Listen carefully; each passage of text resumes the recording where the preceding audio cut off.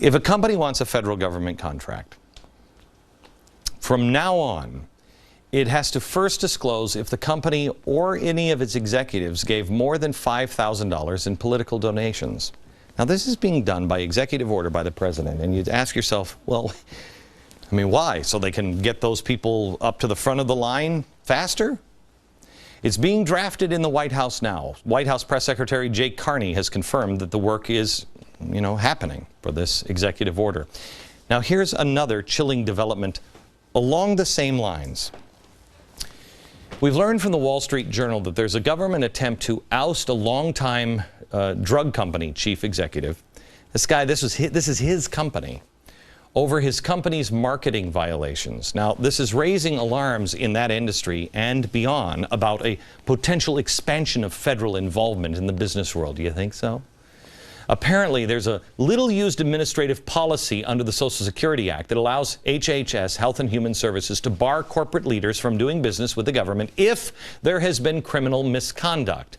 HHS has alerted the industry that they're now going to be enforcing this rule. Cass Sunstein, so good to see ya.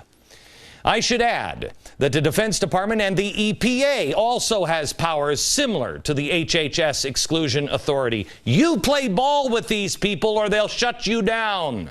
Meanwhile, on the progressive cable channels that nobody watches, they're no doubt even asking right now why people would even hint that this president or this administration might have big government socialist, or dare I say it, thug-like tendencies. After all he's doing is forcing private businesses to jettison their CEOs and their founders, taking over GM and Chrysler, taking over 1/6 of the U.S. economy by inserting the government into healthcare industry and passing the most sweeping control of financial regulation in industry that the country has ever seen. He's practically J.P. Morgan himself. He loves business and corporations and capitalism just that much. Except every action he takes tells us something different. And by the way, he'd also like you to know that he loves information. He just has a problem with some people like me that make it confusing for you. So they're also doing their best to shut down anyone who would confuse you with information that might be a little different than theirs. What a country.